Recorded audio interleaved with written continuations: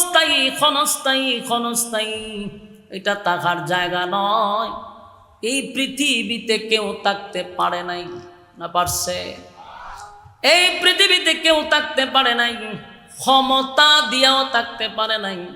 আল্লাহ কয় ফেরাউনের দিকে তাকায়া দেখ, আমি তারে থাকতে দিছি না। নমরুদের দিকে তাকায়া দেখ, আমি তারেও থাকতে দেই নাই, ক্ষমতা কম ছিল না। আল্লাহ বলেন তাদেরকে আমি ধ্বংস করে দিলাম। শুধু বরত্ব দেখাইছে, নিজেরে অনেক বড় দাপটশালী মনে করছে। আমি তাদেরকে মাটির সঙ্গে মিশায়া দিছি। আবু জাহেলটাও মাটির সঙ্গে মিশায়া দিছি। ভূষ ধ্বংস করে দিছি। ট্রাম্পরেও ধ্বংস করব, এমনকি ওয়াংশাং সুচিরেও আল্লাহ ধ্বংস করবে। আমরা আর আফারেও কিন্তু আল্লাহ ধ্বংস করবে। কথা হয় না?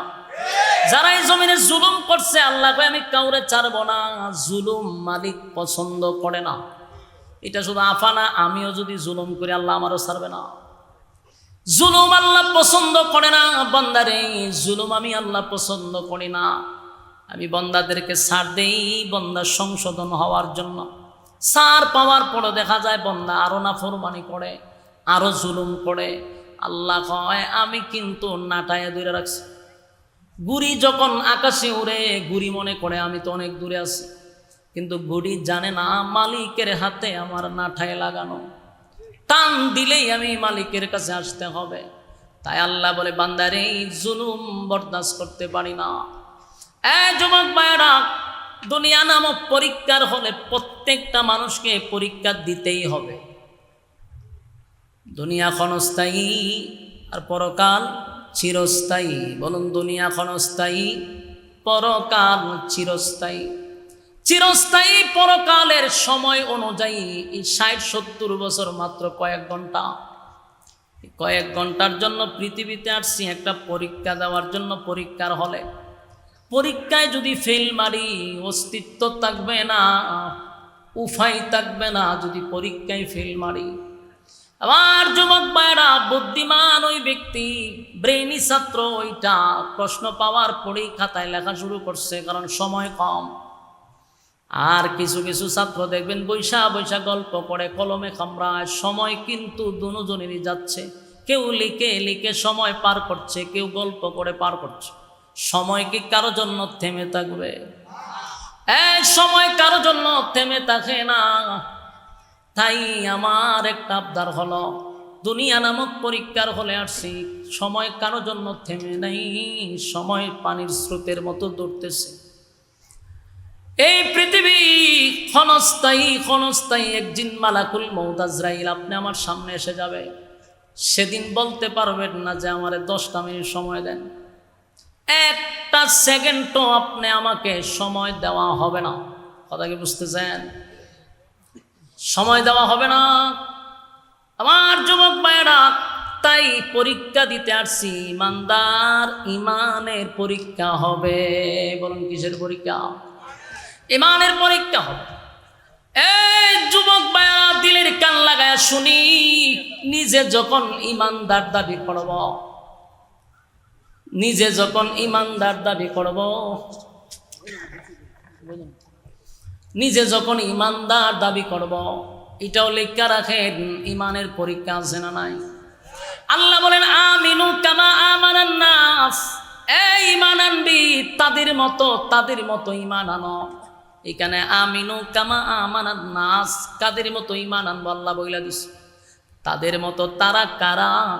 আমরা জানি তারা হলো সাহাবায়ে কেরাম। আমিনু কামা আমানান নাস, ঈমান আনো তাদের মতো তারা হলো সাহাবায়ে কেরাম, যারা ঈমানের পরীক্ষায় উত্তীর্ণ হয়েছে, বিনিময়ে জান্নাতের সার্টিফিকেট পাইছে। সুবহানাল্লাহ। আমাদের ঈমানি পরীক্ষা হবে।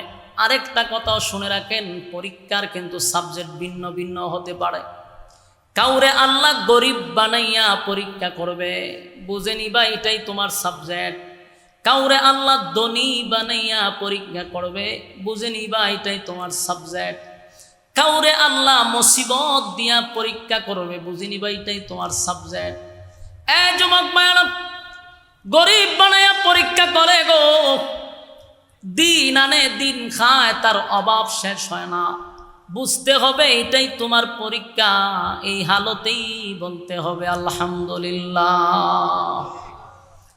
আমরা দেশের স্বভাব বড় খারাপ, যদি অভাব লাগে দেখে আল্লাহ আর কেউ দেখে না, খালি আমারই দেখে। অভাবের উপর অভাব, আল্লাহরে দোষারোপ করে। বন্দায় জানে না এটাই তোমার সাবজেক্ট, এই সাবজেক্টেই পরীক্ষা দিতে হবে। কাউরে আল্লাহ কোটি কোটি কোটি কোটি হাজার কোটি টাকার মালিক বানায়, ওই হাজার কোটি টাকার মালিকের সাবজেক্ট হলো ধনী। ধনী অবস্থায় মালিক তার পরীক্ষা নেয় রে। ওই পরীক্ষায় যদি উত্তীর্ণ না হতে পারস, ধনী তোর খবর আছে।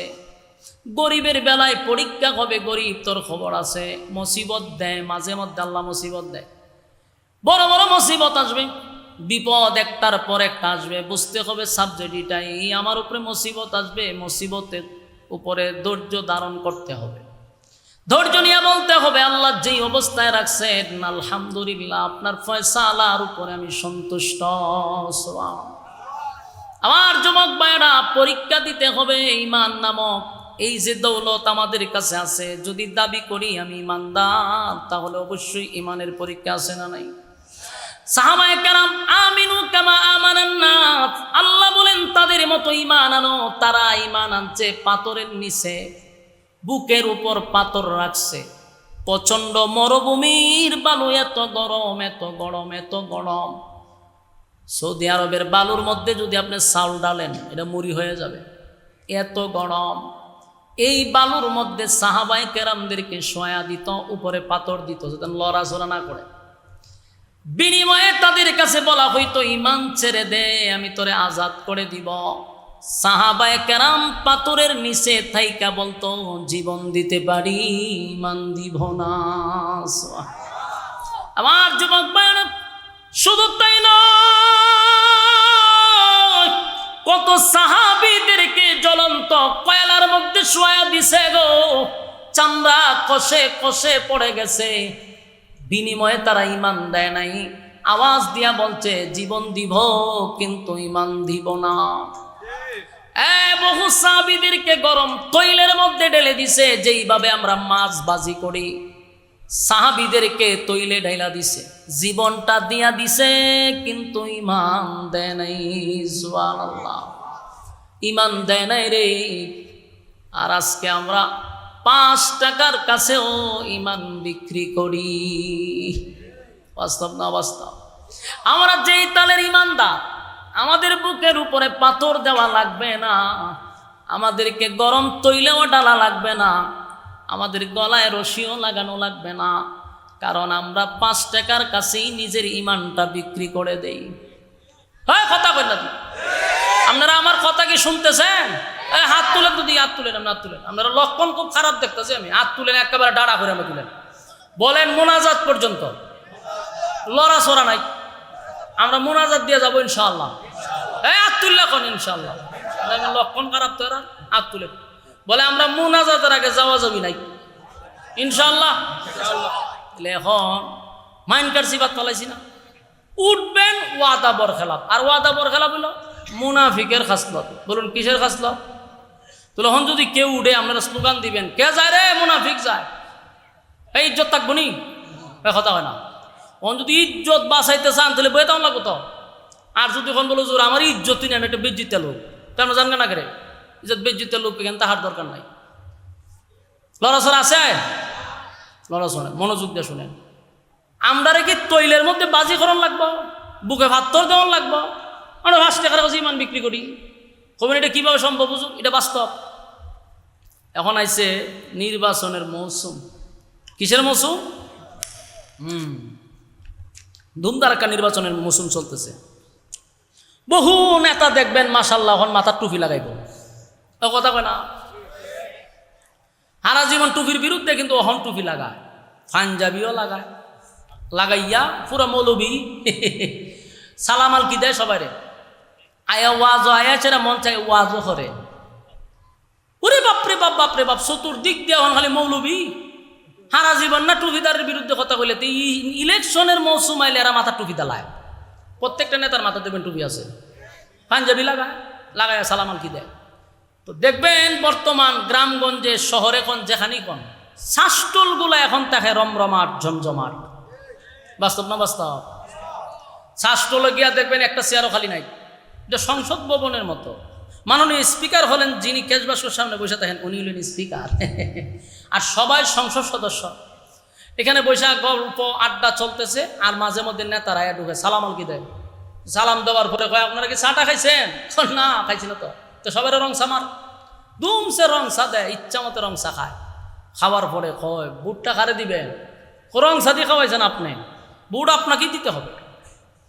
নেতায় খুব খুশি, সালাম আলকি আর একটা দিয়া জায়গা। কিন্তু যারা চা খাইছে এরা উঠে না। এরা কি উঠে গেছে গা? না আছে, এরা বইয়ে রয়েছে যে খালি ফাটিন আরো আইব। কতক্ষণ পরকে দেখা যায় আনারস মার খাইছে, আয়া দিছে আর একটা সালাম আলকি দেয়া হয় আপনারা কি চাটা খাইছেন?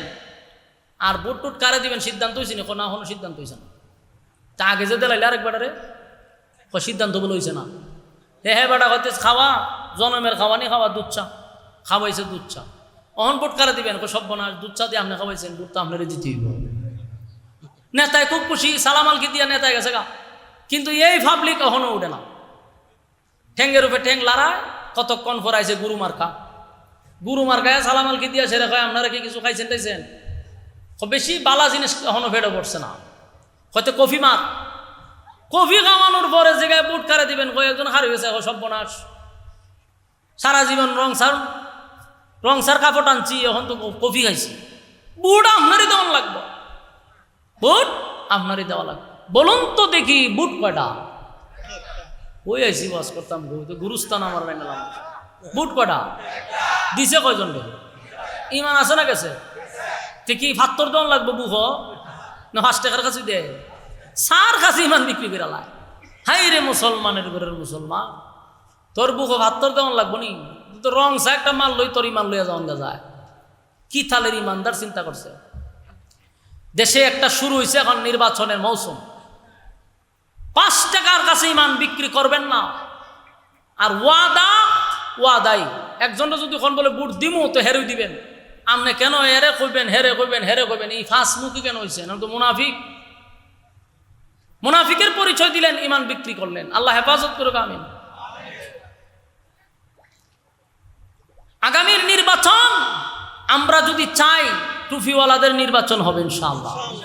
কথা কয় না তো ইনশাআল্লাহ? ইনশাআল্লাহ এনে কইছে না? ওই যে চরমনের হিসাবে একটা স্টেজও কইছিল যে আপনারা যদি মুনাফিকি না করেন তাহলে আগামীর বাংলাদেশটা হবে ইসলামের বাংলাদেশ। স্টেজও বইয়া কইছিল। কিন্তু এখন কি এই ওয়াদাত আছে? ওয়াদাত নাই তো। এখন বিভিন্ন দলে ভাগ হইতেছে। প্রতিদিন বক্তব্যে মানুষকে সচেতন করতেছি আমরা। মাঝে মধ্যে আমরা প্রায় সময় বলি যে ভাই ঐক্যের জন্য কিছু ছাড় দিতে হয়। ঐক্যের জন্য মানে আপনারা 5 জন লাগে আমি ঐক্য হব। কারণ আমার টুপির মাথার যে কোয়ালিটির আছে, এই কোয়ালিটি কি 5 জনের মাথাত আছে?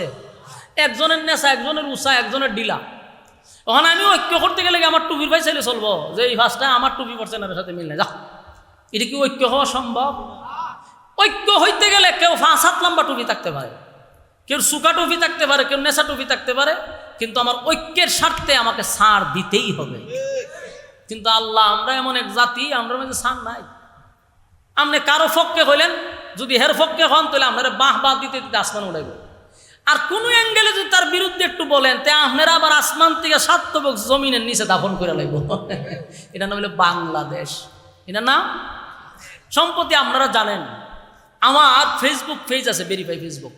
তো মাঝে মধ্যে আমি বিভিন্ন বিষয় নিয়ে, আমি তো আর রাজনীতি করি না ওইভাবে, আমার যেটা ভালো লাগে আমি এটা গবেষণা করি আমি একটা পোস্ট করি আমার ফেসবুক পেজ থেকে। আমি লেখালেখি মাঝে মধ্যে করি। যখন বিশ্ববিদ্যালয়ে শিবিররা যখন তাদের বিজয় আসলো, পরাজয় হলো অন্যরা, আর শিবিররা বিপুল ভোটে তারা বিজয় লাভ করছে, আমরা তাদের পক্ষে লেখালেখি করছি। বিশেষ করে আমি তাদের রাজনীতির কাঠামো, তাদের ডিসিপ্লিন, সব বিষয় নিয়ে আমি একটা পোস্ট করছি যে বাংলাদেশে যদি কেউ রাজনীতি করেন আগে জামাত থেকে রাজনীতি শিখেন। কেন বলছি? তাদের সব সাইডগুলো খুব সুন্দর এবং ডিসিপ্লিন, শৃঙ্খলা আছে এটার মধ্যে। আপনি আমার মতো কামড়াকামড়ি করেন এরা প্রত্যেকটা জায়গাতে আপনি এদের অনুমতি নিয়ে আপনি কাজ করতে হবে। এই জন্য আমি আমার ওই দৃষ্টিভঙ্গিতে বলছি রাজনীতি শিখতে গেলে এদের কাছ থেকে আগে শিখুন। এখন এদের একটা প্রশংসা করলাম, এখন দেখা গেল আমার দলের লোক আমার 14 গোষ্ঠী উদ্ধার করে আমার দাফন করে দিচ্ছে।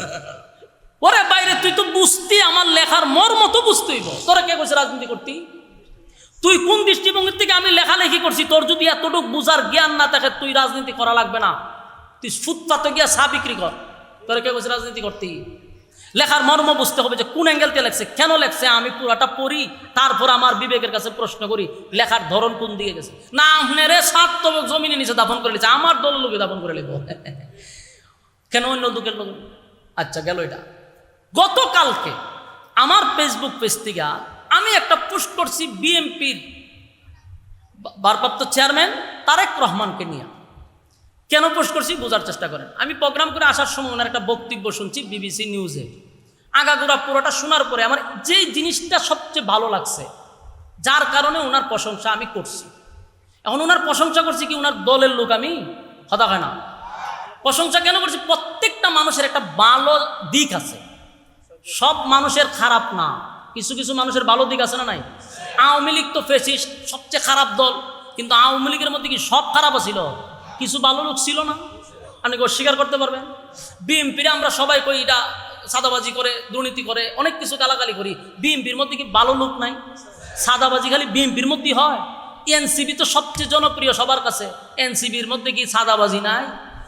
উপদেষ্টারা যে চেয়ারও বইয়া রয়েছে, এরা কি সাদাবাজি করতেছে না? এরা দেশের টাকা লুট করতেছে না? বাইরিব তো সব, আমার কথাগুলি রেকর্ড থাকুক। তাহলে আমি যদি একটা মানুষের ভালো দিকটা তুল্লা ধরি, আপনার বুঝার মতো ক্ষমতা থাকতে হবে।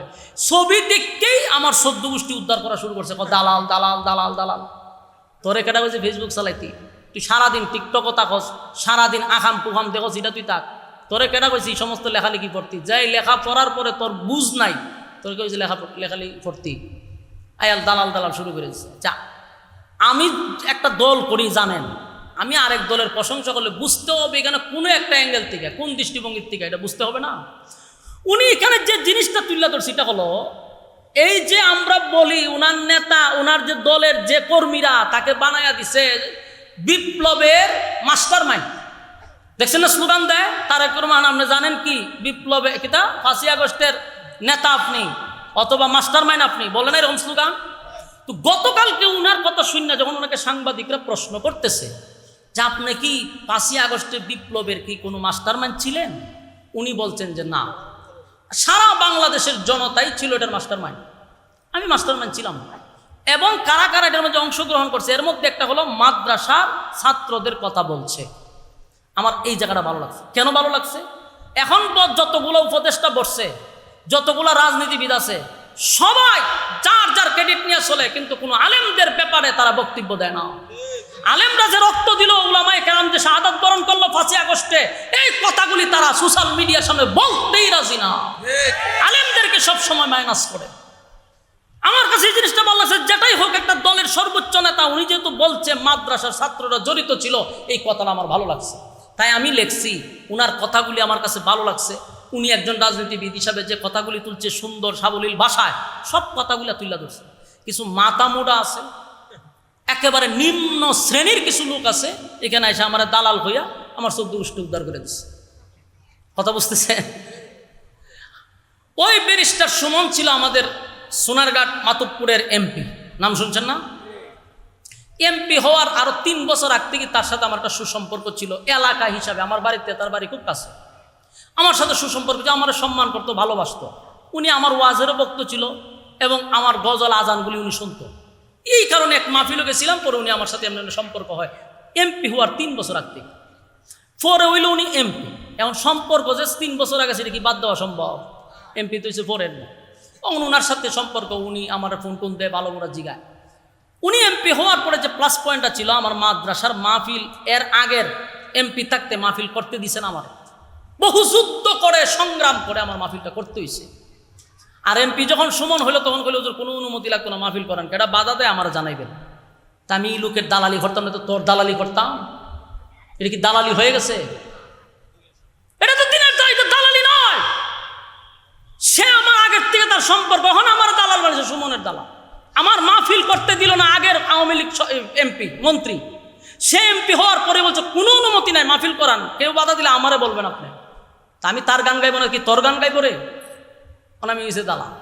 অথচ সুমন ভাই বলতে পারবে না যে তার কাছে আমি নিজের স্বার্থে 10টা টাকা ওনার কাছে আমি চাইছি। আমি তো স্বয়ং সম্পূর্ণ, আমি আরেকজনের কাছে কি চাওয়া লাগে? আমার চাওয়ার দরকার আছে।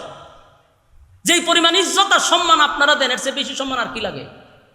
তো এগুলা নিয়ে যে লেখালেখি করেন দালাল মালাল কইয়া, কার মাথায় কুড়াল মারতেছেন? এগুলা করলে কি ঐক্য হবে কোনোদিন? কথা কয় না। ঐক্য হইতে গেলে ছাড় দিতে হবে। ঐক্য হইতে গেলে যদি বাংলাদেশের সব টুপিওয়ালা এক হয়, কসম খোদার এদেশে ইসলাম বিজয় হবে, এতে কোনো সন্দেহ নাই, কোনো সন্দেহ নাই।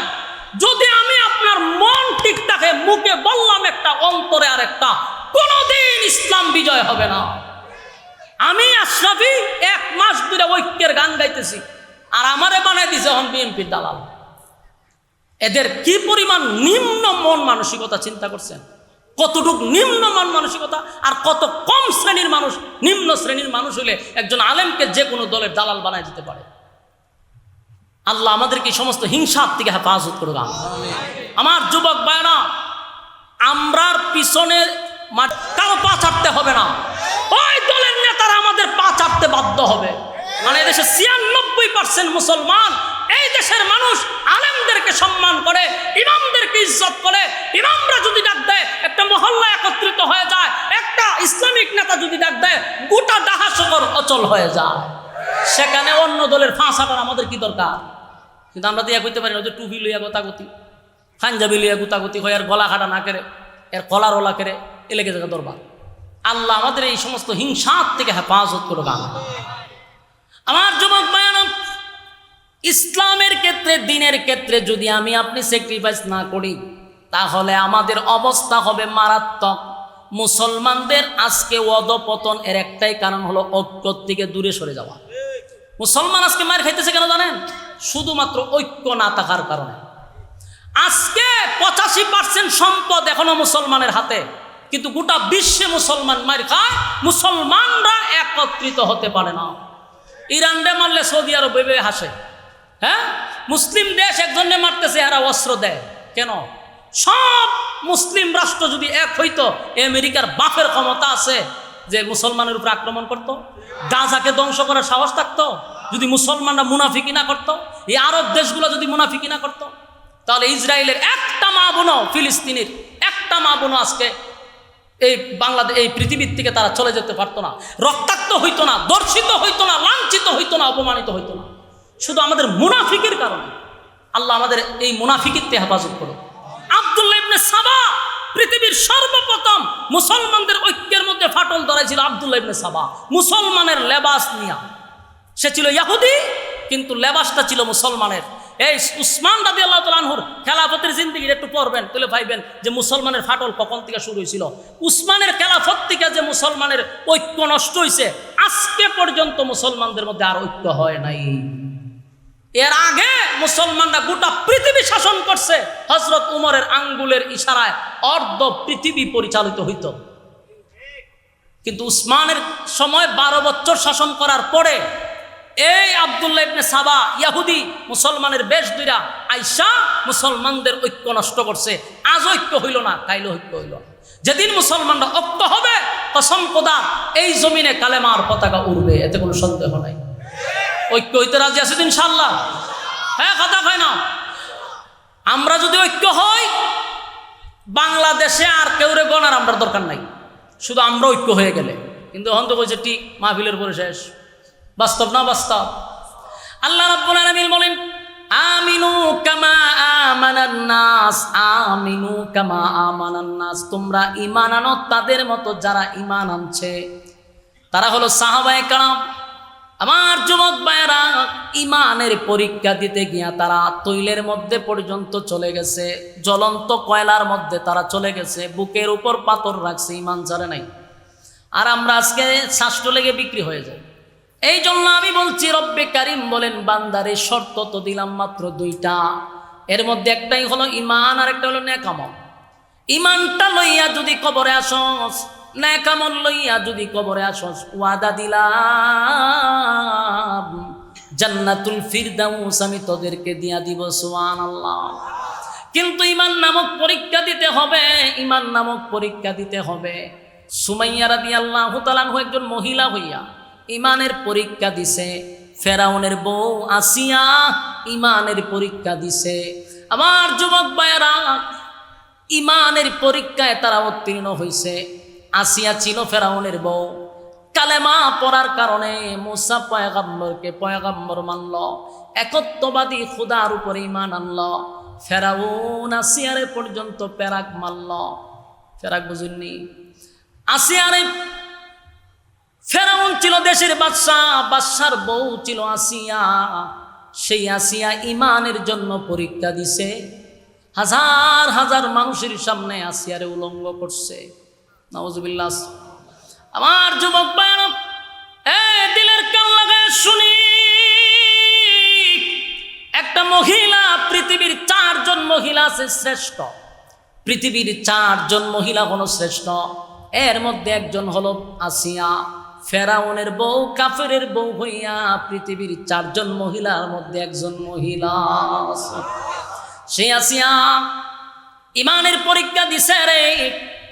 হাজার হাজার মানুষের সামনে ফেরাউন তার বউকে মাটির সঙ্গে শোয়া দিল, কাঠের উপরে রাইখা হাতের মধ্যে পেরাক মারছে, পায়ের মধ্যে পেরাক মারছে। চামড়াগুলি শরীর থেকে, যেইভাবে আমরা খাসি জবাই করার পরে চামড়া ছিলি, আসিয়ার শরীর থেকে চামড়াগুলি টেনে টেনে খোলা হয়েছে। প্রচন্ড রুদ্রের মধ্যে এই চামড়া শরীর থেকে সরাইয়া রুদ্রের মধ্যে শোয়া রাখছে।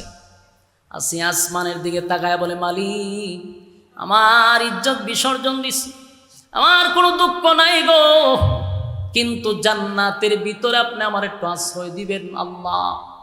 এই জালেম আমারে হাজার হাজার মানুষের সামনে উলঙ্গ করে দিল, আমার ইজ্জতটা আমি বিসর্জন দিলাম, আমি বিনিময়ে শুধু আপনার কাছে জান্নাত চাই। আল্লাহ আসিয়ার এত সম্মান আর এত মর্যাদা বাড়াইছে। আল্লাহ বলেন 4 জন মহিলার মধ্যে আসিয়া একজন, যে আসিয়ার সঙ্গে আমার নবীকে জান্নাতে আল্লাহ বিবাহ করায়া দিবে। আমার যুবক ভাইরা, ঈমানের পরীক্ষা দিল আসিয়া, মহিলা হইয়া ঈমানের পরীক্ষায় 1st ডিভিশনে পাস করছে। নবীর যুগে সুমাইয়া রাদিয়াল্লাহু তাআলা আনহুকে এইভাবেই আবু জাহেল সুমাইয়ারে উলঙ্গ করে লজ্জাস্থানে বর্ষা দিয়া আঘাত করতে লাগলো। তাও কলিজার টুকরা সন্তান আম্মার রাদিয়াল্লাহু তাআলা আনহুর সামনে, সন্তানের সামনে মাকে উলঙ্গ করে নির্যাতন করছে। শাহাদাতের আগ পর্যন্ত সুমাইয়া তার সন্তানকে নসিহত করলো, বাবারে, আমি হয়তোবা দুনিয়ার থেকে বিদায় হয়ে যাব, কিছুক্ষণের ভিতরেই আমি হয়তোবা শাহাদাত বরণ করব, কিন্তু আমি এমন সন্তান জন্ম দেই নাই যেই সন্তান বেঈমানের কাছে মাথা নত করবে। মা হইয়া সন্তানকে নসিহত করে, আম্মা,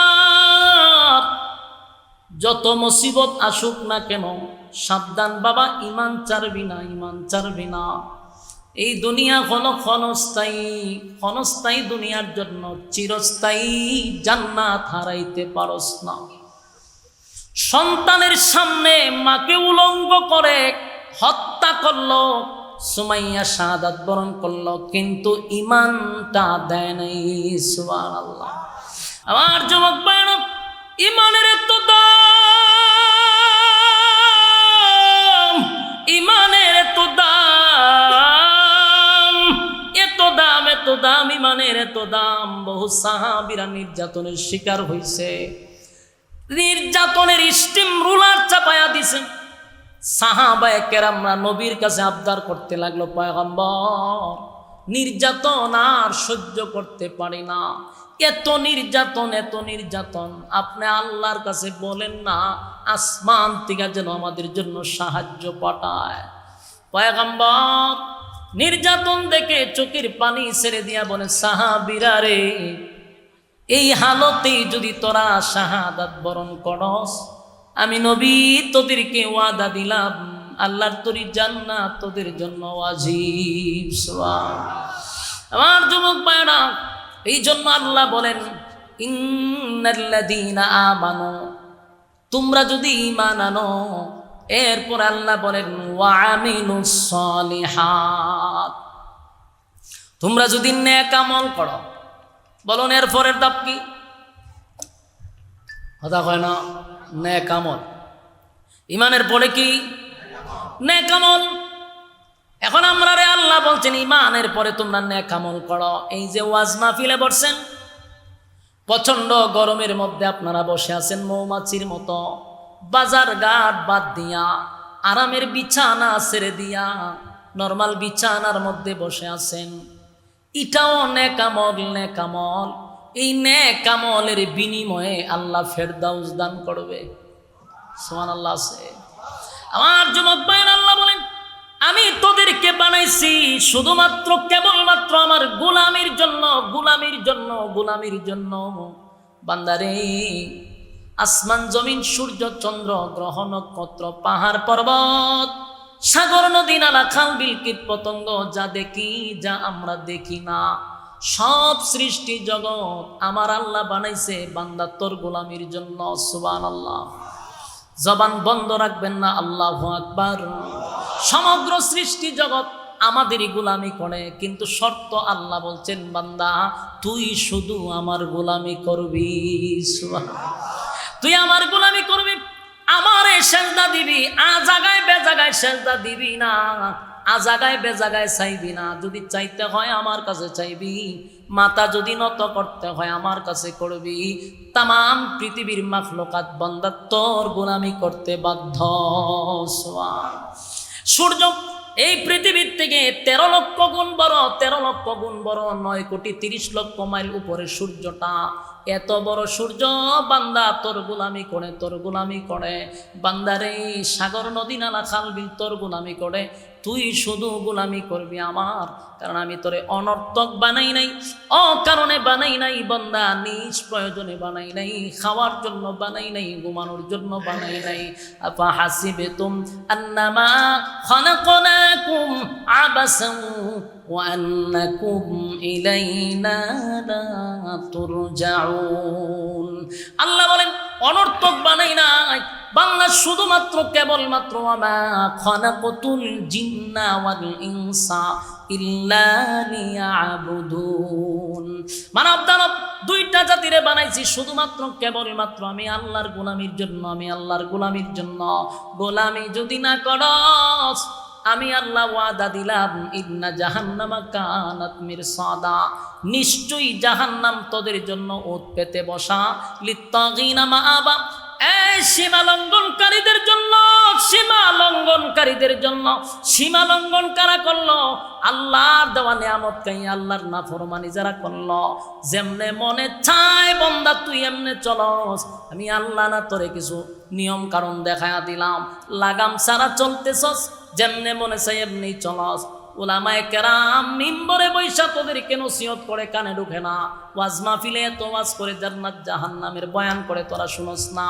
তোর মন গড়া জিন্দেগি চালাইলি, লিত্তাগিনা মাআবা, সীমা লঙ্ঘনকারীদের জন্য জাহান্নাম।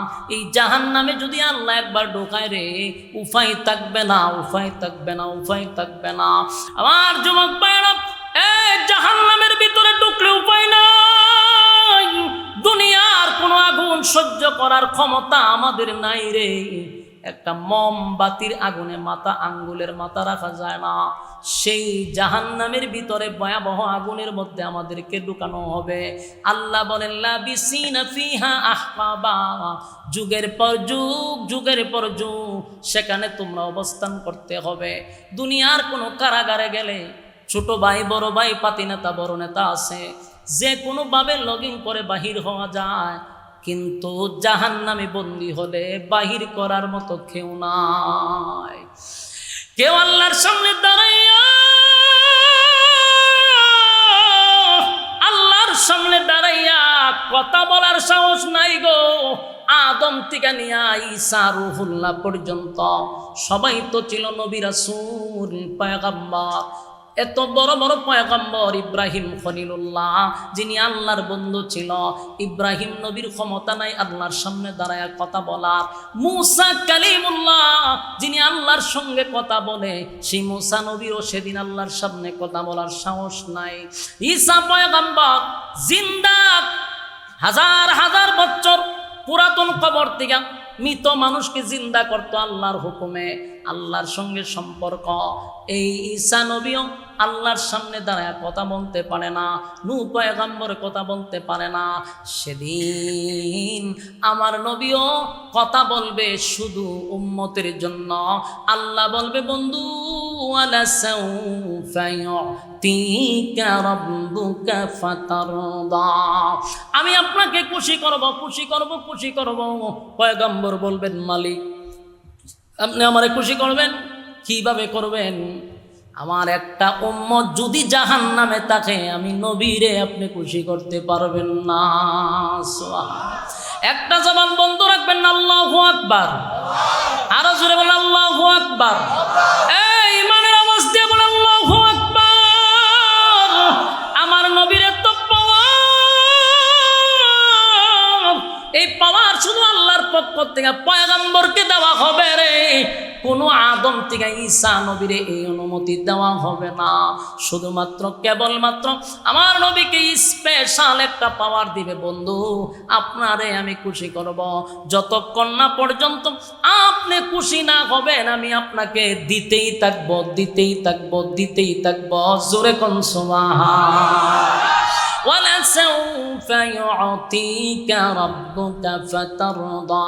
দুনিয়ায় থাকতে আল্লাহ বলছে, বন্ধু আপনারে খুশি করব। আমার নবী তখনই খুশি হবে যখন তার উম্মত জান্নাতে যাবে। আমার যুবক ভাইরা, তাই নবী আমাদেরকে সুপারিশ করবে। এখানে আরেকটা কাহিনী আছে, সুপারিশও যে করবে ডালাও পাবে না। আল্লাহ বলবেন, বন্ধু যারে খুশি তারে লইয়া জান্নাতে যান। সেদিন আমার নবী তাদেরকেই দরে দরে জান্নাতে নিবে যারা দুনিয়ার জমিনে নবীর সুন্নাহর উপরে চলছে, নবীর তরিকা অনুযায়ী জীবন যাপন করছে। আর যদি নবীর তরিকা অনুযায়ী জীবন যাপন আমরা না করি, আল্লাহর নবী বলবেন, সুহকান সুহকান লিমান গায়্যারা বাদি, দূর হয়ে যা, দূর হয়ে যা, এমন উম্মতের আমার দরকার নাই। নবীনগরের ভাইয়েরা, সারা জীবন শুনছেন নবী সবাইরে জান্নাতে নিয়ে যাবে, না না, ইনসাফের উপরে কাজ করবে। আল্লাহ বলবে, বন্ধু আপনি খুশি হন, এতটুকুই করব। নবী চাইলে সবাইরে নিয়ে যাবে, এটা তো হতে পারে না। আল্লাহ এই ক্ষমতা আমার নবীরে দিছে, কিন্তু যারা জীবনভর নবীর তরিকায় চলল না, আল্লাহর হুকুম পালন করলো না, মন গড়া জিন্দেগি চালাইল, তাদেরকেও কি আমার নবী সুপারিশ করবে?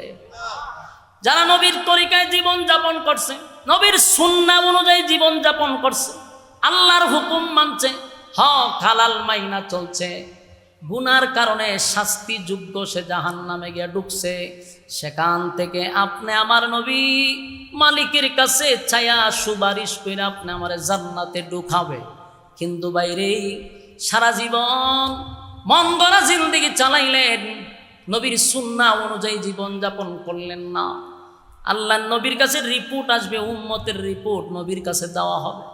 নবী উম্মতের রিপোর্ট দেখা চোখের পানি ছেড়ে দেয়া বলবে, উম্মতের আরে আমি না তোদের জন্য উহুদের ময়দানে দান দান বাংলাম, আমি না তোদের জন্য তায়েফের ময়দানে রক্তাক্ত হইলাম, আমি আমার রক্ত দিয়া ইসলামটাকে জিন্দা করছি। ইসলাম নামক বৃক্ষের নিচে আমার সাহাবায়ে কেরামরা রক্ত দিছে, আমিও রক্ত দিলাম, ইসলাম কমপ্লিট করে তোদের কাছে রেখে আসলাম। আজকে তোরা মন গড়া জিন্দেগি চালাইলি, পীরের তরিকায় চললি, নবীর তরিকা চললি না, আল্লাহর হুকুম মানলি না। কিন্তু পীরের হুকুম মানতে তোরা বৈশ লইয়া, গুরু লইয়া মাজারও যাস, বাবার দরবারও ছাগল লইয়া যাস, কিন্তু আমি নবীর তরিকাটা মানতে তোর ভাল লাগলো না। আজকে এই হাসরের মাঠে কেমনে রে উম্মত আমি আল্লাহর কাছে তোদের জন্য সুপারিশ করি? এমন একটা জায়গা নাই যে অংশ দিয়া তোদেরকে জান্নাতে নিব। আমল নামা তো আমার আল্লাহ আমার হাতে দাঁড়ায়া দিস। বান্দারে, আল্লাহর নবী উম্মতের আমল নামা দিকা চিৎকার দিয়া বলবে, উম্মতেরা কিভাবে আমার মালিকের কাছে আমি তোদের জন্য সুপারিশ করি? 60 বছরের জিন্দেগিতে নাই আমার সুন্নত, না আমার আল্লাহর হুকুম, জীবন বর্ত করলি মন গড়া জিন্দেগি, যেমনে মনে চায় এমনি চললি।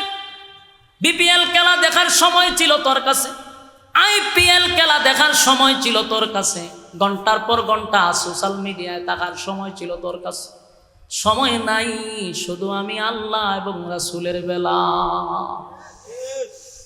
আল্লাহ নবী কামবের বলে সুহকান সুহকান সুহকান, দূর হ দূর হ, এমন উম্মতের আমার কোনো দরকার নাই যেই উম্মত আমার দান দান বাঙ্গা ইসলামকে মূল্যায়ন করলো না, আমার রক্ত মাখা ইসলামটারে মূল্যায়ন করলো না, সেই উম্মতের আমার কোনো দরকার নাই।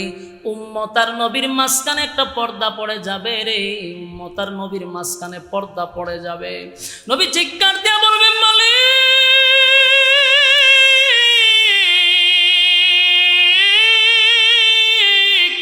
আমার উম্মতকে আমি দেখি না, উম্মত আমারে দেখে না গো। আল্লাহ বলবে বন্ধু আমি ইচ্ছাকৃতভাবে আপনার মাঝখানে আর উম্মতের মাঝখানে পর্দা দিছি গো নবী। কেন দিছি জানেননি? যে উম্মত দুনিয়াতে আপনার রেখে যাওয়া ইসলাম পালন করে নাই, আপনার রেখে যাওয়া ইসলাম পালন করে নাই, আপনার দান দান বাঙ্গা ইসলাম পালন করে নাই, আপনার রক্ত মাখা ইসলাম পালন করে নাই, তারা তাদের বাপ দাদার ধর্ম পালন করছে, তাদের পীরের কথা শুই না জীবন যাপন করছে, আ জায়গায় বে জায়গায় সাজদা দিছে, আ জায়গায় বে জায়গায় তারা মানুষের কাছে চাইছে, আমার কাছে না চাইয়া। তাই এমন উম্মতের মাঝখানে আমি পর্দা দিলাম। নবী ব্যতীত হইয়া বলবে উম্মত মেরাজে আইসাও আমি তোদের কথা ভুলি নাই।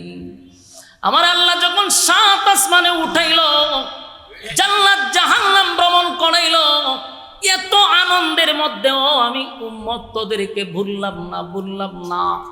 আমি আল্লাহর কাছ থেকে তোদের জন্য হাদিয়া নিয়ে আসলাম।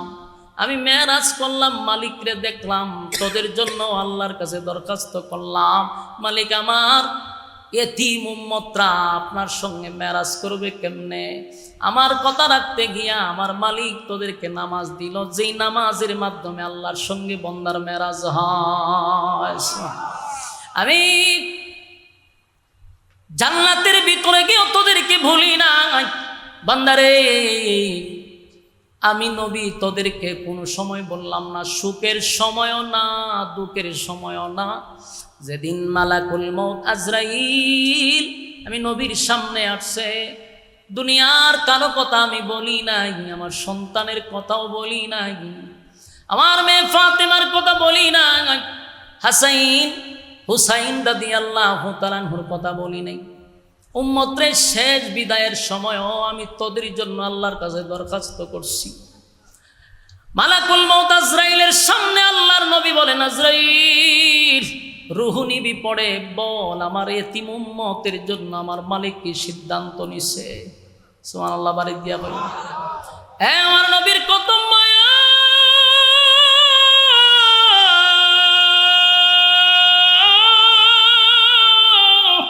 7 আসমানে গিয়া বলে নাই, মালাকুল মউত আজরাইলকে সামনে রাইখা উম্মত বলে নাই, উম্মত বলে নাই, উম্মত বলে নাই। আমি নবী দুনিয়ার থেকে বিদায় হওয়ার সময় তোদের ব্যাপারে ফয়সালা করে আসছে। আল্লাহ আমার এতিম উম্মতের ব্যাপারে কি ফয়সালা? দুনিয়ার থেকে যদি আমি চলে যাই আমার উম্মত এতিম হয়ে যাবে, গুনার কারণে আপনি তাদেরকে সমানে ধ্বংস করেন না।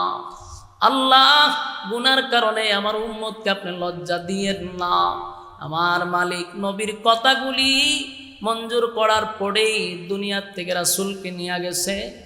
সেই নবী কিয়ামতের মাঠে উম্মতকে প্রশ্ন করবে, উম্মতেরা রে আমি তোদেরকে সুখের সময়ও ভুলি নাই, উম্মত তোদেরকে দুঃখের সময় আমি ভুলি নাই, কিন্তু আমি চলে আসার পরে আমার রেখে যাওয়া ইসলাম পালন করলি না, আমার মালিকের হুকুম মানলি না, আমি নবীর তরিকায় চললি না। এখন আমি আমার মালিকের কাছে তোদের জন্য কেমনে দরখাস্ত করি? আমার যুবক ভাইরা, এই জন্য আমি আপনাদের কাছে বলি, দুইটা শর্ত আমার মালিক দিছে, একটা হলো ঈমান আর একটা হলো নেক আমল। নেক আমলের মাধ্যমে আল্লাহর প্রিয় হওয়া যায়, নেক আমলের মাধ্যমে আমার মালিকের মহব্বতের বান্দা হওয়া যায়। এই যে ওয়াজ মাহফিলে বসছেন প্রচন্ড গরমের মধ্যে, এরপর আপনারা মৌমাছির মতো বসে আছেন। আপনার মতো কত মানুষ সেখান থেকে ওইটা গিয়া ওখানে বিড়ি খায়, ওখানে বইয়া চা খায়, ওখানে দাঁড়ায় আড্ডা মারে। এদের মাঝখান থেকে আল্লাহ আপনাদেরকে যাচাই বাছাই করে মহব্বত করে এমন একটা মজলিসে এখনো বসায় রাখছে। এটা আল্লাহর পক্ষ থেকে বান্দার প্রতি একটা দয়া দয়া দয়া মায়া মায়া দয়া মায়া ছাড়ার কিছু না। কারণ আল্লাহ যারে ভালোবাসে ওই বান্দাটারে আমার মালিক দিনের কাজে লাগায়া রাখে। আপনি যদি মসজিদে 5 ওয়াক্ত নামাজে যান, নিজে নিজেই প্রশ্ন করবেন, আমি মসজিদে যাই না, আমার মালিক আমারে মসজিদে নিয়ে আসছে। আমারে যদি আমার মালিক ভালোই না বাসত রে, তাহলে আল্লাহর ঘরে আমারে আসতে দিত না। মালিক আমারে মহব্বত করে, তাই তো 5 বার আল্লাহর ঘরের সঙ্গে সাক্ষাৎ হয়। যুবক ভাইরা, আপনারা যদি আল্লাহ ভালোই না বাসত এই মজলিসে বসায় রাখতো না। তাই মালিক যখন কাউরে কিছু দেয় মালিকের শুকরিয়া আদায় করার দরকার আছে না? না। আফা হাসিবতুম আন্নামা খালাকনাকুম আবাসান ওয়া আন্নাকুম ইলাইনা লা তুরজাউন। বান্দারে, আমি অনর্থক তোদেরকে দুনিয়ায় বানাই নাই। যদি আমি আল্লাহ অনর্থক বানাইতাম, খাওয়ার লাগে বানাইতাম, হাতি যেই পরিমাণ খায় যথেষ্ট ছিল। ঘুমানোর জন্য বানাইলে গাদা আমাদের চেয়ে বেশি ঘুমায়, গাদা বানাইলেই যথেষ্ট। মালিক তো বানাইছে ইবাদতের জন্য। বান্দা, তুই ইবাদত করবি শুধুমাত্র আল্লাহ। বলুন কার? হ্যাঁ, আরো জোরে বলুন কার? এই মালিক বলে, বান্দা শুন, তুই যদি তারাবি করস, যদি কাজ বলে না গোলামি করবো না, যেমনে মনে চায় এমনে চলবো। ওয়ালাকাদ যারানা লিজাহান্নামা কাসীরাম মিনাল জিন্নি ওয়াল ইনস। আল্লাহ কয়, এরকম বহু মানুষ এবং জিনরে আমি আগুন দিয়া জ্বালাবো আর পোড়াবো। যাদেরকে আমি চক্ষু দিছিলাম দেখার জন্য, লাহুম কুলুবুন লা ইয়াফকাহুনা বিহা ওয়া লাহুম আ'য়ুনুন লা ইউবসিরুনা বিহা ওয়া লাহুম আযানুন লা ইয়াসমাউনা বিহা। যাদেরকে আমি কান দিছি শোনার জন্য, চোখ দিছি দেখার জন্য, অন্তর দিছি বুঝার জন্য, কিন্তু চোখ দিয়া দেখলি কি দেখার কথা ছিল কি দেখলি, কান দিয়া কি শোনার কথা ছিল কি শুনলি, অন্তর দিয়া কি বাবার কথা ছিল কি ভাবলি। মনে করছ আমি তোদেরকে ছেড়ে দিব? এত নিয়ামত দেওয়ার পরেও যদি তোরা আমি আল্লাহর গোলামি না করস, আমি আল্লাহর আদালতের মানুষ হতে পারবি না। তোরা চতুষ্পদ জানোয়ারের চেয়েও আরো নিকৃষ্ট। উলাইকা কাল আনআম, উলাইকা কাল আনআমের মধ্যে যদি আল্লাহ রেখে দিত তাও মোটামুটি মান সম্মান বাঁচত। কিন্তু আল্লাহ হয় বালহুম আদাল, এর চেয়েও তোরা নিকৃষ্ট। মানে চতুষ্পদ জানোয়ারের সমান কইছে না, আল্লাহ এর চেয়ে বেশি নিকৃষ্ট। কেন বেশি কইল? চতুষ্পদ জানোয়ার যা করে না বুঝা করে, তুই যা করস বুঝা শুই না ঠান, তাই তোর আর পশুর আকল একরকম না, তুই পশুর থেকে আরো নিকৃষ্ট। ঠিক কিনা? বলুন, আল্লাহ কি ছাইরা দিব? হ্যাঁ, কথা কই না, দি ছাইরা দিব নি? বানাইছে আপনারা যত্ন কইরা, সম্মান দিয়া। সৃষ্টি জগতের মধ্যে যদি শ্রেষ্ঠত্ব কারো দেয় তাহলে এটা মানুষ। কারে দিছে? কথা কই না, দি আল্লাহ কাররামনা বানি আদম। আদমের চেয়ে সম্মান আর মর্যাদা আমি কেউ দিছি না। আদম রে এত সম্মান আর ইজ্জত দিছি। আল্লাহ কয়, বান্দারে, ফেরেশতা হইল নূরের তৈরি। আমরা অনেক সময় নূর আর মাটি লইয়া মারামারি লেগে যাই। হ্যাঁ, কথা কয় না? নূর আর মাটি লইয়া মাথা বাড়াইলা। অথচ আল্লাহ কয়, আমি মানুষকে সম্মান বেশি দিলাম রে। যদি ফেরেশতার সম্মান বেশি হইতো, কোরআনে কোথায় আছে ফেরেশতার সম্মান বেশি? আমার একটু দেখা, আমি আপনার দলে যাবো।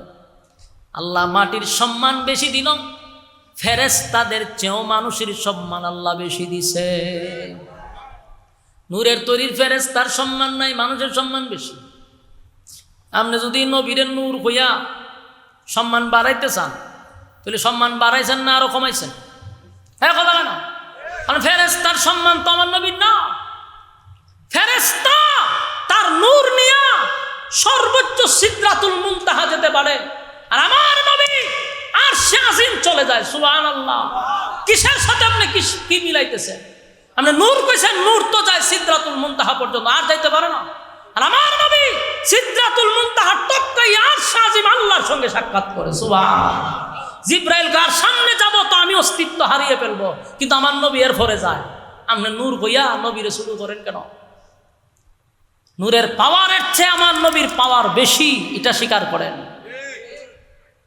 এই সমস্ত কিছু অজ্ঞ লোকগুলি নবীর ইজ্জত ফেরেশতাদের সমান নিয়ে তুইছে, অথচ ফেরেশতাদের স্টেশন হলো সিদরাতুল মুনতাহা পর্যন্ত, জিব্রাইলের উপরে যাইতে পারে না।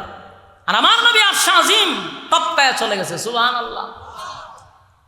এই জন্য ছোটখাটো বিষয় নিয়ে দ্বন্দ্ব না করি, রাজি আছি ইনশাআল্লাহ। এখন আসুন আল্লাহ কি বলে, ইন্নাল্লাযীনা আমানু ওয়া আমিলুস সালিহাতি কানাত লাহুম জান্নাতুল ফিরদাউসি নুজুলা। দুইটা শর্ত, একটা হলো ঈমান আর একটা হলো নেক আমল। দুইটা শর্তের বিনিময়ে আল্লাহ কয় জান্নাতুল ফিরদাউসের মেহমান বানাবো। সুবহান। এরপর আল্লাহ বলেন খালিদিনা ফিহা লা ইয়াবগুনা আনহা হিওয়ালা। আল্লাহ কয় এমন একটা জান্নাতের ভিতরে বান্দা বান্দি ডুববে, আর কোনোদিন তারা বাহির হতে চাবে না, আর কোনোদিন তারা এখান থেকে যেতে চাবে না। জান্নাতের ভিতরে স্বয়ং সম্পূর্ণ, মানুষের কোনো আফসোস থাকবে না। দুনিয়াটা হলো আফসোসের জায়গা। কথা বলেন, দুনিয়াতে যদি আপনারা দেশের প্রধানমন্ত্রীও বানায় তো মনে মনে হয় আমি যদি ডোনাল্ড ট্রাম্প হইতে পারতাম তাহলে ভালো আছে। আর ডোনাল্ড ট্রাম্প হইলে পরে চিন্তা করে তামাম পৃথিবীর বাদশা যদি হইতে পারতাম ভালো আছি। কথা ঠিক নেই? দুনিয়া আফসোসের জায়গা। আল্লাহ কয় জান্নাত হলো আফসোসের জায়গা নয়, এখানে আফসোস মিটে যাবে। তাই খালিদিনা ফিহা লা ইয়াবগুনা আনহা হিওয়ালা, মানুষ সেখান থেকে আর বাহির হতে চাবে না। জান্নাতের ভিতরে আল্লাহ সব দিবে, গাড়ি দিবে, বাড়ি দিবে, নারী দিবে, অট্টালিকা দিবে, সব দিবে। এর মধ্যে সবচেয়ে বড় নিয়ামত হলো আর কোনোদিন মরবেন না। আল্লাহু আকবার বলেন, আর কোনোদিন মরবেন না, এর চেয়ে বড় নিয়ামত আছে নি? হ্যাঁ কথা হয়।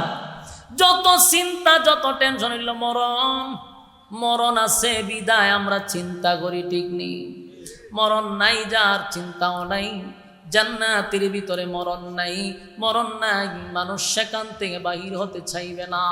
রাজত্ব দিবে কমপক্ষে এই পৃথিবীর 10টা পৃথিবীর সমান রাজত্ব দিবে। সুবহানাল্লাহ।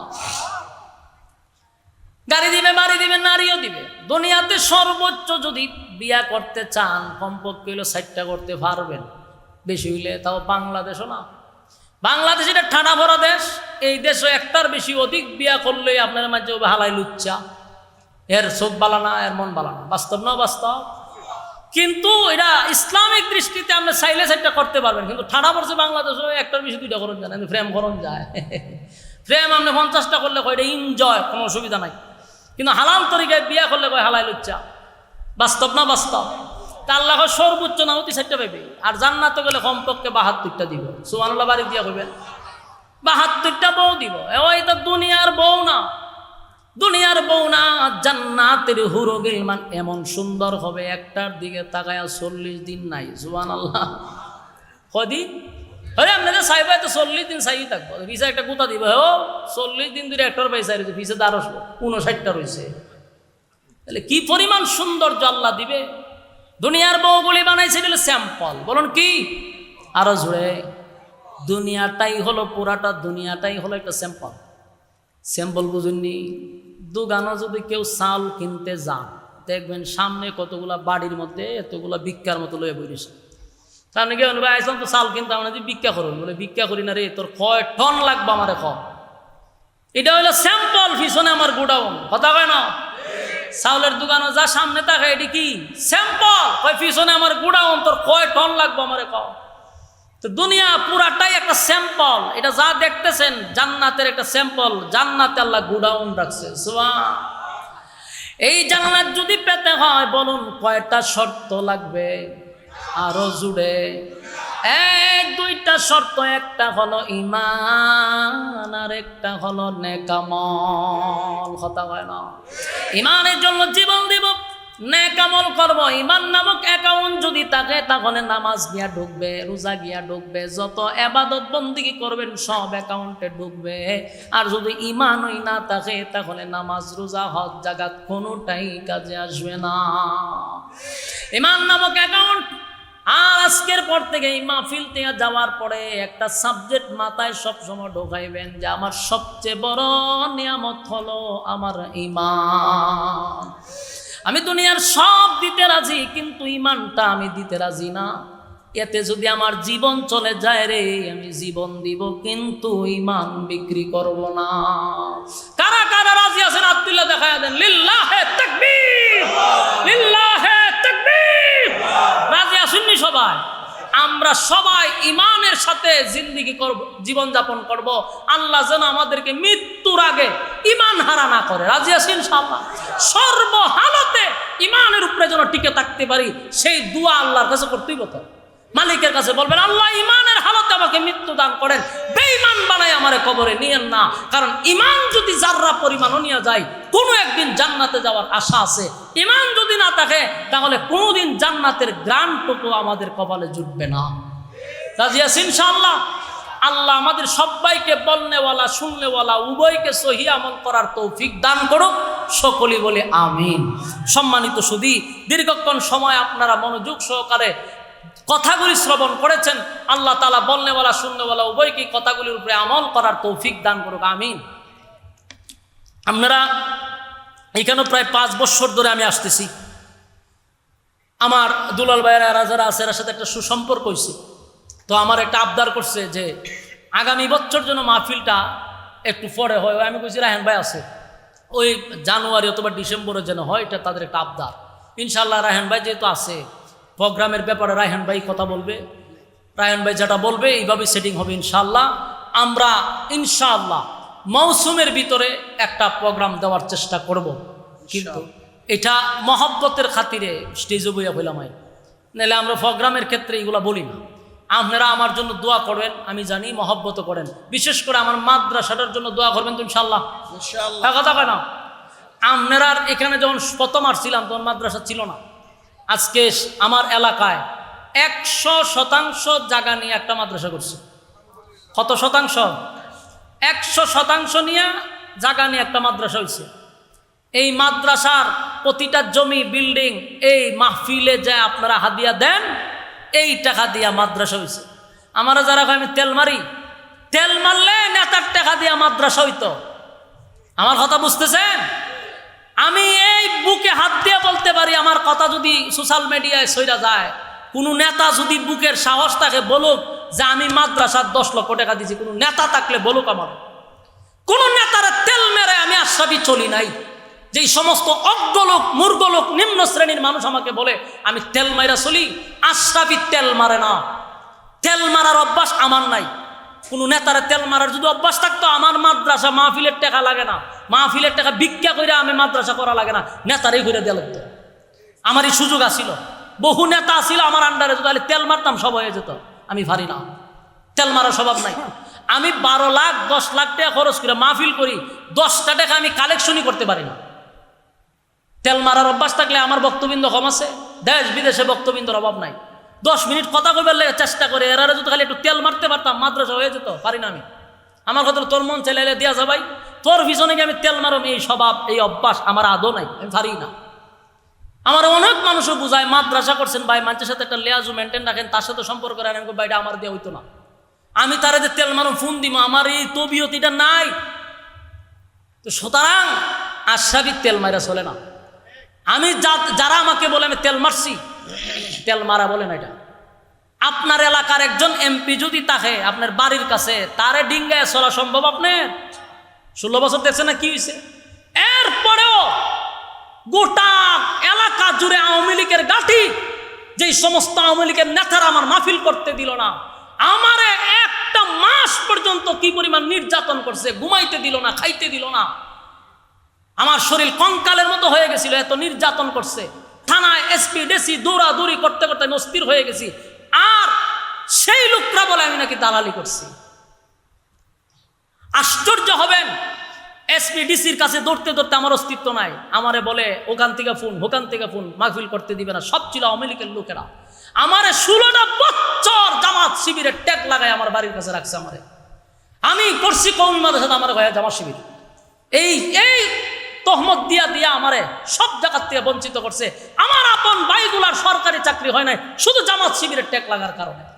আর আমারে ভয় আমি বলে দালাল ছিলাম। নিম্ন শ্রেণীর মানুষগুলা এগুলা বলতে পারে, কোনো ভালো পরিবারের সন্তান এই কথা বলতে পারে না। আর একটা কথা ইয়াদ রাখবেন, কোনো আলেমরা ফ্যাসিস্টের দালালি করে নাই। যদিও যা দেখছেন কৌশলগত কোনো মাদ্রাসা দিনের স্বার্থে হয়ে থাকতে পারে, কিন্তু অন্তর থেকে কোনো আলেমরা ফ্যাসিস্টকে পছন্দ করে নাই। এটা ফ্যাসিস্টও জানতো, আওয়ামী লীগ সরকারও জানতো। এই জন্য সবচেয়ে বেশি কারাগারে বন্দী ছিল উলামায়ে কেরাম। সবচেয়ে বেশি নির্যাতন এই জামাত এবং কওমি মাদ্রাসার আলেমদেরকে বন্দী করে রাখছে। লাল নীল বাতি লাগায় উঠে স্টেজ, এরার একটারে দেখছেন জিয়ালনিতে, এরারে সরকারের দালাল হইতে পারেন আপনি। আমাদেরকে কোন অ্যাঙ্গেলে বলেন? 16টা বছরে জামাত শিবির আর কওমি মাদ্রাসার আলেমরা জেল কাটছে, জুলুম নির্যাতন শিকার হয়েছে। আমরা হয় দালাল। মূলত দালালরাই দালাল বলতে পারে, ঠিক কিনা বলেন? দালালরাই দালাল বলে। সম্মানিত শুধু আমারও বলছি, আমি আশরাফি, কাউরে তেল মারার অভ্যাস নাই, কোনো বেড়ার আমি গণিও না।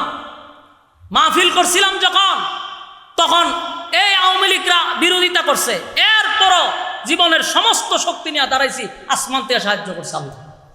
কথা বুঝতেছেন? মাদ্রাসা এমনি হয়েছে না তো, জান না আগে দেন। জীবনে যা কল্পনা করছেন এর চেয়ে বেশি হয়ে গেছে। এরপরও মাদ্রাসা করার আমারই অল্প বয়সে কি দরকার ছিল মাদ্রাসা করার? আমার তখন দরকার ছিল টেকা কামামা, ডাকা বাড়ি করুন।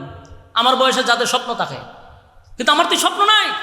আমার যে স্বপ্ন থাকতো, আমার মতো বক্তারা এখন চলে গেলে আমার বয়স হোক, এরপরে মাদ্রাসা করুন, ওন যা খামাইবার খামাই লই, ঢাকা শহর 2-1টা বাড়ি করি, ঠিক কিনা? এই স্বপ্ন তো আমার নাই। 100% জায়গা নিয়ে 3টা ভবন, ওয়াজ মাহফিলের টেকা মানছে এত টাকা নিয়ে কি করে? আর আমার প্রতিদিন কর্জা নিয়ে আমার খরচ করতে হয়। মাস ওয়াজ শেষ আমার ঋণ করা শুরু হয়। একদিকে আপনার থেকে নেই, আবার দেই, আবার আরেকখানতে টেকা লই, আবার মাহফিলে যাওয়া লাগে। এরকম টানা এস্ত্রার মধ্যে চলি। মানছে কয় সর্বনাশ, কত টাকা চাস্তা মাদ্রাসা দিকা। 8-9 জন শিক্ষকের বেতন আমার দিতে হয়, 100-150 জন ছাত্রের খাবার আমার দিতে হয়, মাদ্রাসা নির্মাণাধীন কাজ আমার করতে হয়। এরপর আলহামদুলিল্লাহ কিছু মুহিব্বিন মহব্বতের মানুষ আছে, কিছু দেয়, যদিও সেটা অনেকের কাছে অনেকগুলার মধ্যে অল্প হইতে পারে, কিন্তু মহব্বতের খাতিরে অনেকেই দেয়। আল্লাহ তো চালাইতেছে কোনো না কোনোভাবে। তো আমার সবচেয়ে কষ্ট লাগে যখন কয় দালাল। আমরা দালালি করি না। যেদিন সরকার পতন হওয়ার আগে আমি আন্দোলনে ছিলাম, সেটার এখনো প্রমাণ আছে। আমি আন্দোলন করে বাড়ি যেতে পারছি না, আমার নামে মামলা হয়ে গেছে। যখন সরকার ছিল, পরের দিন সরকার পালাইবার আগের দিন আমার দিছে প্রধান আসামি, আমার এলাকার শাহজাহানপুর ইউনিয়নের আওয়ামী লীগের সভাপতি, সে আমার দিছে প্রধান আসামি। আমি বলে পুলিশের গাড়ি ফিরে লিছি, অথচ আমি বাড়ি যেতে পারছি না, আমার নামে মামলা হয়ে গেছে। আওয়ামী লীগের লোকেরা মামলা করছে, আর আমার এখন হয় আমি আওয়ামী লীগের দালাল। চিন্তা করছেন, 16 বছর আওয়ামী লীগের মাধ্যমে নির্যাতিত, আর আজকে ফুটপাতের কিছু লোকেরা কয় আমি দালাল। আমি এটা বিশ্বাস করি, ভালো বংশের কোনো মানুষ এমন কথা বলতে পারে না। আল্লাহ বুঝার মানার তৌফিক দান করুক। আমি আপনাদের কাছে চাই, আমার মাদ্রাসাটার জন্য আপনারা শুধু দোয়া করবেন। আল্লাহ যেন এই মাদ্রাসার সুফল দেখাইয়া আমাকে দুনিয়ার থেকে বিদায় করে, সুফল না দেখায় যেন বিদায় না করে। এখন মাদ্রাসার একটা মসজিদ দরকার। 3টা ভবন হয়েছে, কিন্তু একটা মসজিদ নাই। এখন আমি মাদ্রাসাতে জুমা পড়াই, জুমাটা মাদ্রাসাতে পড়াই, দেশের বিভিন্ন মানুষ সেখানে যায়। একটা মসজিদ করার একটা স্বপ্ন নিয়ে ঘুরতেছি, তাও এই মাটি বরাট করে মসজিদ করতে গেলে কোনো রকম করলো 3 কোটি টাকা দরকার। তেল মারলে তো মসজিদ হয়ে যেত গা, তেল মারবো না, মসজিদ করলে এই আপনারা টাকা দিয়ে মসজিদ হবে ইনশাআল্লাহ।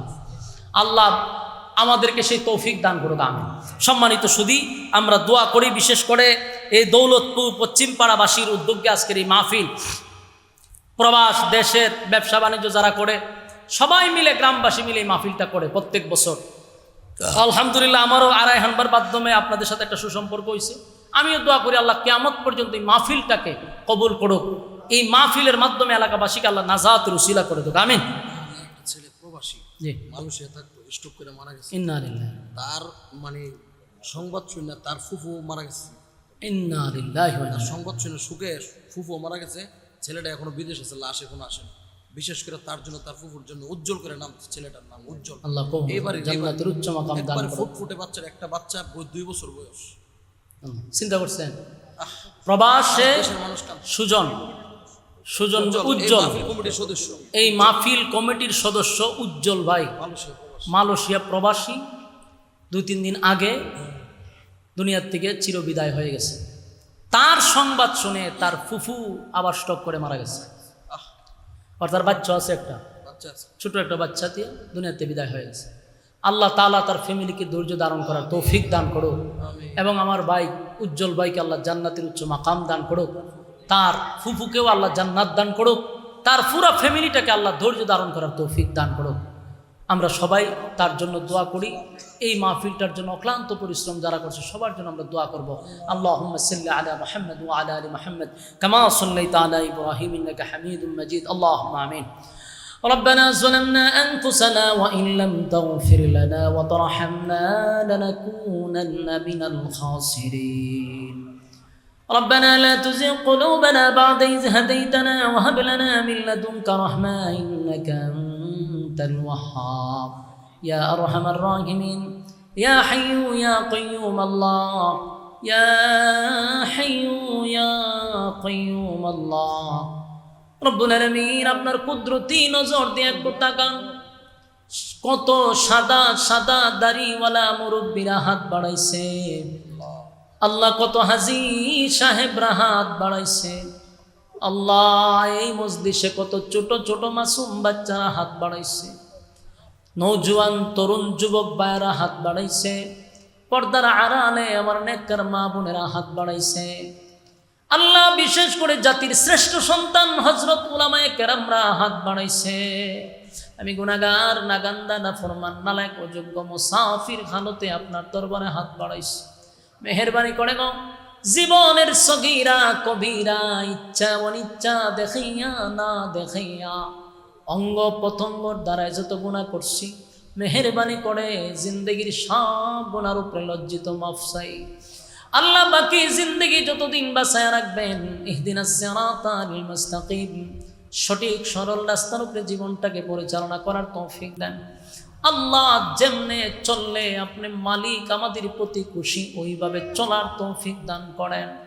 চলার পথে শয়তানের ওয়াসওয়াসা থেকে হেফাজত করেন আল্লাহ। জিন শয়তান থেকে আমাদেরকে হেফাজত করেন, মানুষ শয়তান থেকে হেফাজত করেন আল্লাহ। মানুষ শয়তান থেকে হেফাজত করেন আল্লাহ। বিশেষ করে মালিক মানুষের চক্রান্তের কাছ থেকে হেফাজত করেন, হিংসুকের হিংসার থেকে হেফাজত করেন, নিন্দুকের নিন্দার থেকে আপনি হেফাজত করেন রব্বুল আলামিন। বিশেষ করে আমরা যারা হাত বাড়াইছি আমাদের পক্ষ থেকে লাখ কোটি দুরূদ এবং সালাম সোনার মদিনায় আপনি নাম ধরে পৌঁছায় দেন আল্লাহ। বাবা আদম থেকে নিয়ে আজকে পর্যন্ত যত মুসলমান নরনারী কবরে শায়িত প্রত্যেকের রূহে আজকের সওয়াবের হাদিয়া পৌঁছায় দেন। বিশেষ করে আমাদের মধ্যে যারা হাত বাড়াইছে, যাদের মা নাই, বাবা নাই, দাদা নাই, দাদি নাই, নানা নাই, নানি নাই, শ্বশুর নাই, শাশুড়ি নাই, আত্মীয় স্বজন, ভাই বারাদর, পাড়াপড়শি, হকদার, দাবিদার, মহব্বতের মানুষ অন্ধকার কবরে চলে গেছে। জানি না গো আল্লাহ কোন অবস্থায় কোন হালতে আছে। আমাদের গুনার কারণে আমাদের আব্বা আম্মার কবরে আপনি আযাব দিয়েন না আল্লাহ।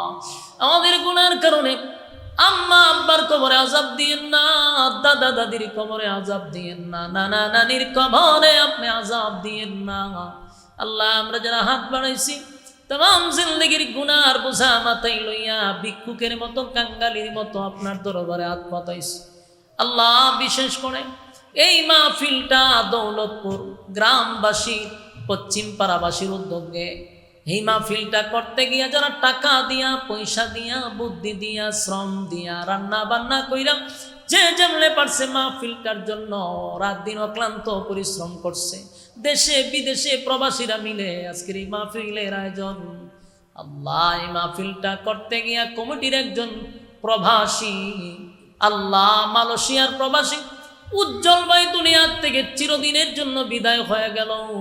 আল্লাহ তার অনেক অবদান এই মাহফিলের জন্য আছে। আজকে আমরা সবাই মাহফিলে উপস্থিত, উনি পরকালে চলে গেল। আল্লাহ উজ্জ্বল ভাইয়ের জীবনের ছোট বড় যত গুনাহ আছে সবগুলা মাফ করে দেন। আমরা তার পক্ষ থেকে মাফ চাই, পানা চাই। আল্লাহ উজ্জ্বল ভাইয়ের জিন্দগির সব গুনাহ আপনি মাফ করে দেন। আল্লাহ উজ্জ্বল ভাইয়ের বাচ্চাটাকে আপনি দিনের খাদেম হিসাবে কবুল করেন, তার পুরো ফ্যামিলিটাকে ধৈর্য ধারণ করার তৌফিক দান করেন। আল্লাহ তার মৃত্যুর খবর শুনে ফুফু দুনিয়ার থেকে আর বিরহ বেদনা সহ্য করতে না পেরে উনিও দুনিয়ার থেকে বিদায় হয়ে গেল। আল্লাহ ওনার ফুফুর কবরটারও জান্নাতের বাগান বানায়া দেন রব্বুল আলামিন। আল্লাহ এই পৃথিবীতে কেউ চিরস্থায়ী আমরা থাকবো না, সবাই দুনিয়ার থেকে বিদায় হয়ে যাব। দুনিয়ার থেকে বিদায় হওয়ার আগে ইমানের সাথে আমাদেরকে আপনি মৃত্যু দিয়েন। আল্লাহ আমাদের গুনার কারণে বেঈমান বানাইয়া কবরে নিয়েন না, ইমানদার বানাইয়া আপনার মহব্বতের বান্দা বানাইয়া কবরে নিয়েন। আল্লাহ রব্বুল আলামিন, এই মজলিসে কত মানুষ আমার সঙ্গে হাত বাড়াইল। আল্লাহ কার মনে কি আশা লইয়া হাত বাড়াইছে আমার জানার বাকি নাই, আপনার জানার অভাব নাই। আল্লাহ প্রত্যেকের দিলের নেক বাসনাটুকু আপনি পুরা করে দেন। কেউ অভাবে আছে, অভাব দূর করে দেন। কেউ আল্লাহ ঋণগ্রস্ত আছে, ঋণ থেকে মুক্তি দান করেন। আল্লাহ কেউ পেরেশানির মধ্যে আছে, পেরেশানি দূর করে দেন। যে যেই হালতে আছে মেহেরবানি করে আল্লাহ ওই হালত থেকে আপনি উদ্ধার করেন। বিশেষ করে আল্লাহ আমরা যারা হাত বাড়াইছি আমাদের গুনার কারণে আমাদেরকে আপনি কোনোদিন বেইজ্জতি কইরেন না। আল্লাহ গুনার কারণে ইজ্জত নষ্ট করে দিয়েন না। আল্লাহ যতদিন বাঁচায়া রাখবেন ইজ্জতের জিন্দেগি দান করেন। আল্লাহ বিশেষ করে আমরা যারা হাত বাড়াইছি গুনার কারণে আমাদের ইজ্জত নষ্ট করে দিয়েন না। আরো অনেক মানুষ আমাদের কাছে দোয়া চাইছে, মাহবুব ভাইয়ের স্ত্রী দুনিয়ার থেকে বিদায় হয়ে গেছে। আল্লাহ ওনার কবরটারও জান্নাত বাগান বানায়া দেন, দুনিয়ার সব গুনাহ মাফ করে দেন। আল্লাহ তার ফ্যামিলিকেও ধৈর্য ধারণ করার তৌফিক দান করেন। বিশেষ করে আপনার দরবারে দরখাস্ত, আল্লাহ গোটা বিশ্বের মুসলমানদেরকে আপনি হেফাজত করেন। বিশেষ করে গাজাবাসীকে আপনি হেফাজত করেন। আল্লাহ গাজার মা বোনদেরকে হেফাজত করেন, ফিলিস্তিনের মা বোনদেরকে আপনি হেফাজত করেন। আল্লাহ আসমানি সাহায্য পাঠান, লাল চামড়া কুত্তাগুলিদেরকে ধ্বংস করে দেন। আমার মা বোনদের ইজ্জতের হেফাজত করেন। আল্লাহ গোটা বিশ্বের মুসলমানদেরকে ঐক্য হওয়ার তৌফিক দান করেন। যা বললাম যা শুনলাম নবীজির জুতার দুলার বরকতে দুয়ারে কবুল করেন। আল্লাহ নবীর জুতার ধুলার বরকতে আমাদের দুয়ারে কবুল করেন। আমাদের বিবি বাচ্চাগুলাকে নেককার বানায়া দেন। আল্লাহ শেষ দরখাস্ত, এই মুহূর্তে আমার সঙ্গে যারা হাত বাড়াইছে কাউরে খালিয়াতে ফিরাইয়া দিয়েন না, জিন্দেগির গুনাহ মাফ করে বাড়ির দিকে পৌঁছায়া দেন। সুবহান রাব্বিকা রব্বিল ইজ্জাতি আম্মা ইয়াসিফুন ওয়া সালামুন আলাল মুরসালিন ওয়ালহামদুলিল্লাহি রাব্বিল আলামিন। আমিন বিরহমাতিকা ইয়া আরহামার রাহিমিন।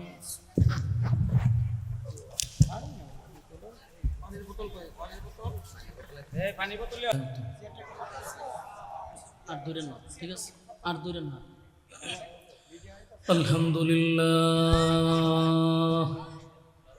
আলহামদুলিল্লাহিল আকরামিল্লাযী খালাকাল ইনসানা ওয়া কাররাম ওয়া আল্লামাহু মিনাল বায়ানি মা লাম ইয়ালাম। فسبحان الذي لا يحصى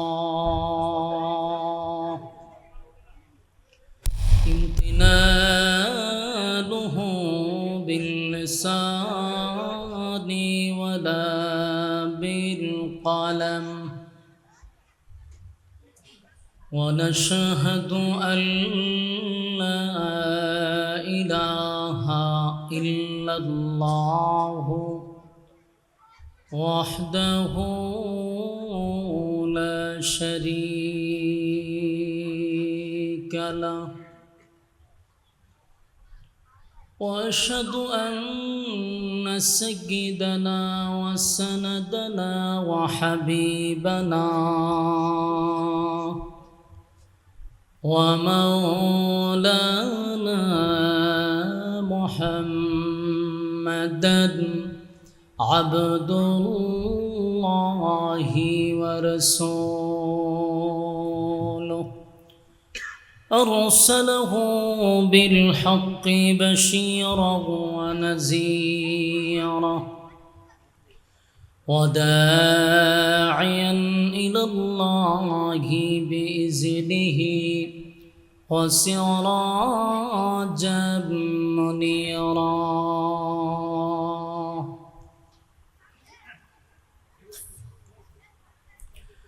أما بعد فأعوذ بالله من الشيطان الرجيم.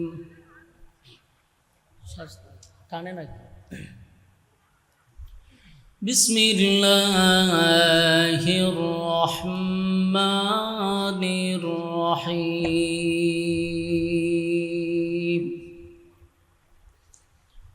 إن